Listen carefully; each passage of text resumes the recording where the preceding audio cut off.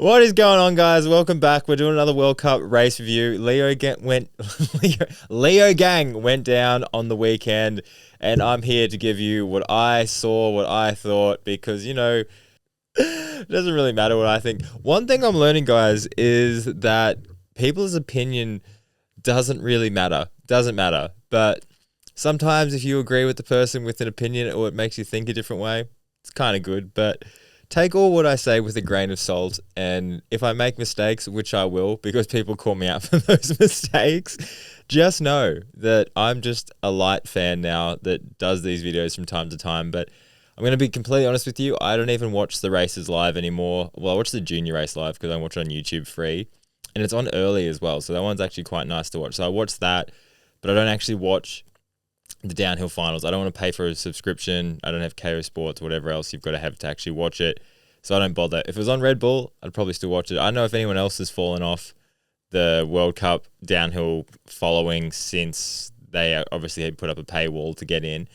I don't mind the highlights though. It's like 20 minutes. I can watch it in the morning. Even with the motocross. I watch the motocross highlights. I watch the downhill highlights. But you obviously miss a lot of the emotion. It's also very hard to go on Pink Bike or YouTube and see the highlights without accidentally seeing who won the race.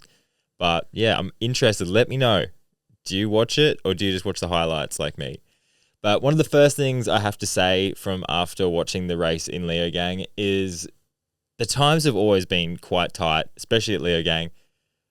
But I think it's just getting ridiculous now where the whole of the top 20 can be separated by, I think, 2.6 seconds.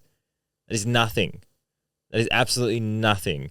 That used to be what the top 5 would be split up by. And now it's the top 20. So it shows the level of riders is obviously elevated. But I also think from watching the replay and watching how the track is running now, you are pretty much just racing a bike park track. Like there is one line from top to bottom. Sorry,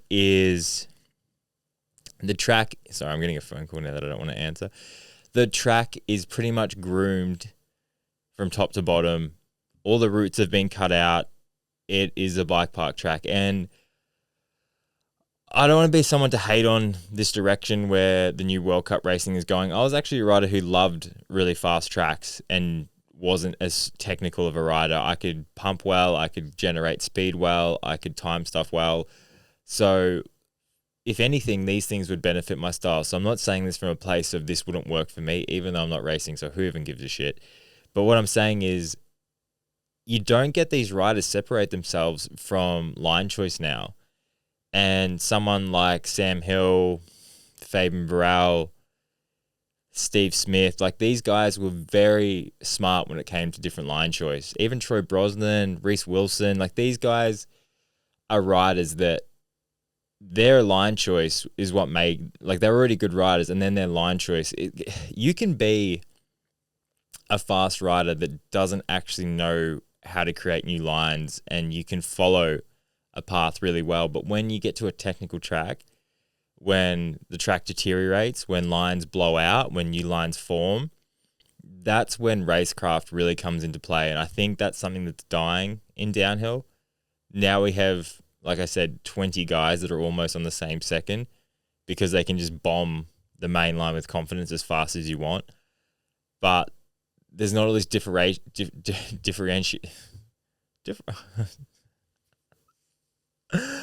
aren't all these different lines that form over the weekend and change. It's like when you go to somewhere like Fort William where the first practice run you do and the race run you do are on the exact same track. There's nothing that really changes.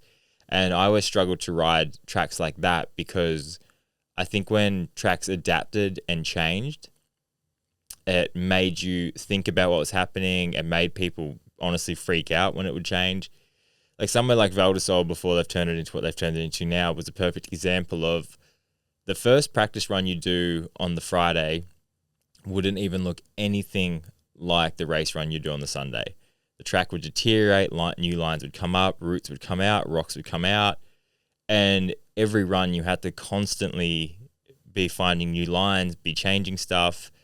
Mentally it's draining, but that's when I guess the cream rises to the top and you get those really exciting riders, even like your Danny Harts who would try different things and separate themselves massively. And obviously then you'd get these big time gaps. Like you watch Val di Sole when Sam almost won by 10 seconds before he crashed, when Gwyn won by 8 seconds, when Mark Beaumont won by 3, when Danny won. Like, it's the riders that can figure out tracks like that always put a large margin between them and the next guy. So watching Leogang, it's still going down this direction where it's exciting because all the times are tight and kind of anyone can win.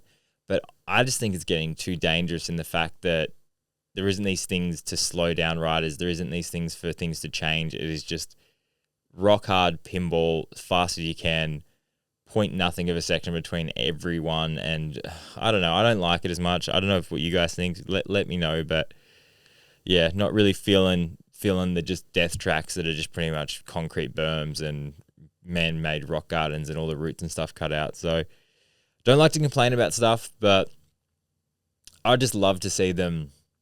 They've got just bunt some grass, put some turns in, run a new woods, get some loam. We all love loam, and see how it goes. But in the juniors, Ollie Clark is... I love watching the juniors. Well, it's the only one I really watch, but last weekend with Bodie Burke going to town and absolutely killing it and winning. Unfortunately, I think he had a crash. I'm not even sure if he qualified this week, which is crazy. But Ollie Clark from New Zealand had one of the wildest bottom sections I've ever seen. And all these juniors are riding so well. Like, they're so composed. They ride so well. And it's so good that they're getting a platform to actually see them race. Max Alran was second. Asa Vermette was third. Zierl was fourth. And Tyler Waite was in fifth. But a little surprised with Asa. I think probably after last weekend, he was the fastest by far. And then obviously crashed. So I'd probably just want to get some confidence on the board. I think he's definitely got more than that to give. I think he was just trying to get some damage control, get a race on the board, get some confidence back, and then come through and start dominating. I still think he's going to be the guy that's probably going to get the overall at the end of the year. I think he's going to start to find his feet now, reassess, come back, and absolutely go to town. But yeah, the Commensale boys are going to put up a bit of a fight. Just all of them. Everyone's running so well. It's super cool to see the juniors just, laying it down, and obviously having this bit of added pressure with being on TV and having more eyes on them, but still kind of rising to this level of just looking like professional athletes. Like, their times were, I think, less than 3 seconds off the elite men's victory, which is insane to think about. In the women, Gracey Hemstreet won again. She absolutely put on a clinic in the bottom section of the track and is someone you watch ride. And if you didn't tell people that were watching that was a girl, there would be no doubt in my mind that they'd think that is a guy going for an absolute hellful of the run, because she is going so quick at the moment. So she got the back-to-back wins. Anna Newkirk, she got second on a solid ride. She was actually fastest at the top, and then at the bottom, Gracey pulled through. Vali Höll was in third, which I can imagine she'd be pretty disappointed. Obviously, she's won there before. It's a home race. Marin Cabarrou was in fourth on the new Canyon Collective team. She's had some bad luck so far, so nice to see her back, I'd say, on the podium, but she's actually not, because they're only doing top three, which we need to change, guys. Don't forget that. We need to do a little dispute or whatever. And then Jess Blewett in fifth and Tani Seagrade in sixth. I think Tani's obviously still recovering from the crash she had in Ludon VL, which I forgot to talk about in the last video. People called me out. I'm talking about it now. Leave me alone, please. I don't see everything. And then in the elite men's final, Jackson Goldstone got the win yet again. The man is fast at the moment. He doesn't make any mistakes. He just looks so clean everywhere. Only places he loses time is obviously on the flat bits where he doesn't have the momentum, because he weighs probably like half of what Luke Bruni does. But they said they actually put weight in his bike. They said they put 2 kilos on his bike for that extra rolling speed through the motorway. Honestly, as well, I used to put lead weights in my bottom bracket on my Scott just to add more weight, especially low weight. I felt like it helped a lot with cornering, brake chatter, all these little bits and pieces. So that's what they said on the commentary thing. I'm not sure how true that is, but he obviously lost a lot of time. He was up by 1.4 or 1.3 or something at the second split, and then lost almost a second or over a second in the middle pedal, and then lost a little bit more to Loic actually, and then just pulled it right back at the very bottom. So man on a mission at the moment. I think it's going to be cool to see him and Loic battle. I think Marie as well. I don't know what it's quite funny that like Loic last weekend just had a like what the fuck kind of race, and then managed to come back this weekend and get second, 0.0059 off, so absolutely nothing off.